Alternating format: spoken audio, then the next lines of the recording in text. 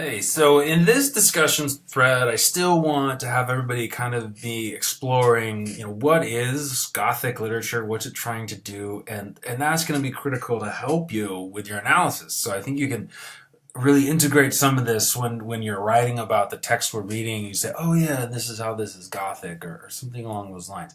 And an important feature of Gothic literature is its context, and it's that it really is. You could think of it as either a part of the Enlightenment movement, which you might have learned about in some of your other classes, or as in a dialogue with the Enlightenment thinkers. And some people even think it's a critique of the Enlightenment. I tend to think that Gothic authors would more see themselves as in conversation with the Enlightenment, not as like attacking it. But anyway, so you can read through this. I want you to sort of understand what the Enlightenment is a little bit. And then in this discussion thread, I'm going to ask you to really analyze, like, okay, well then what's Gothic literature doing in response to the Enlightenment? So Kant, Immanuel Kant, a prominent Enlightenment thinker, he defines it for us. He says the Enlightenment is man's emergence from his self-imposed immaturity. Immaturity is the inability to use one's own understanding without guidance from someone else. And then he says this immaturity is self-imposed when its cause lies not in the lack of understanding. That's not a problem. If you don't know things, that's not the problem. The immaturity is if you have a lack of resolve or courage to use understanding, to learn. And so he gives you the motto of the Enlightenment, which is dare to know, have courage to use your own understanding. So many Gothic authors would see themselves as writing in response to this. In Gothic literature in the late 1700s and then all through to the end of the 1800s, Gothic literature is incredibly popular. And then it turns into other genres like weird tales. It turns into horror, right? Alfred Hitchcock, that kind of thing. But we're looking at like the 1850s, sort of. And if the Enlightenment is about brightening things, turning a light on, then the Gothic authors want to look, whenever you shine a light on something, you're going to cast some shadows.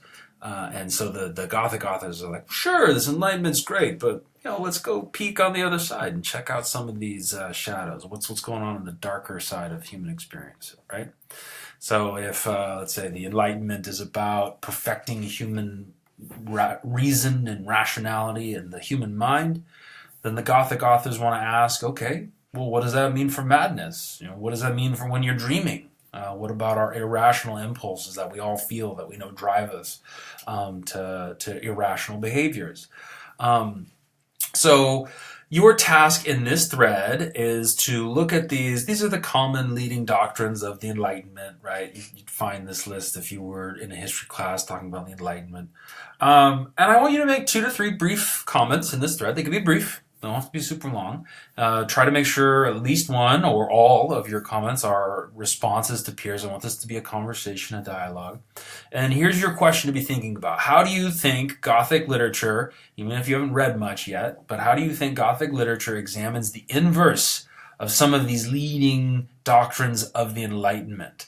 What are the opposites to some of these doctrines that we'll most likely find in the pages of a Gothic text?